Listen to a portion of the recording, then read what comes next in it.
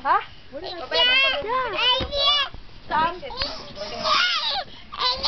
Tapos kami doon dalawa.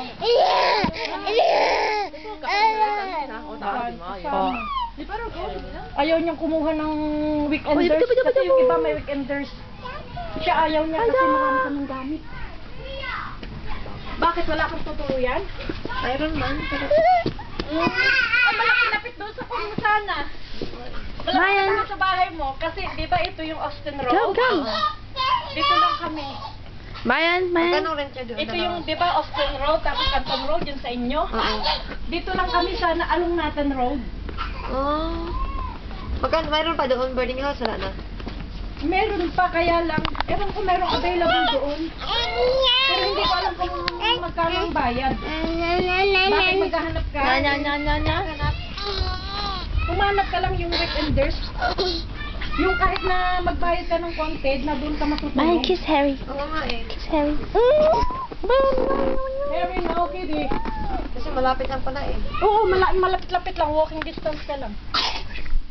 Walking distance ka lang. Yung end ng Canton Road, doon sa Nathan Road. Kung baba ka Jordan exit.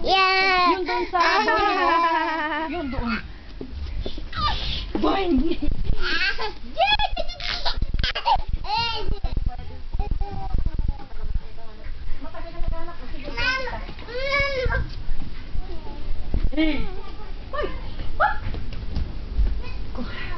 Even though can smash your stove. Whoops!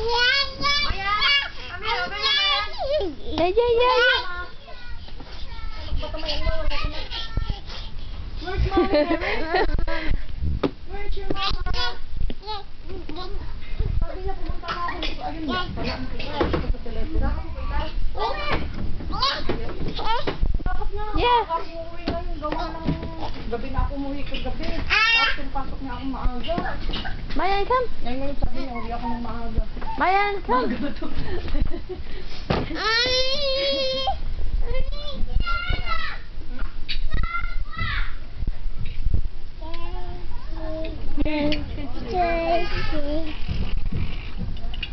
Mayan, why don't you give it to Harry?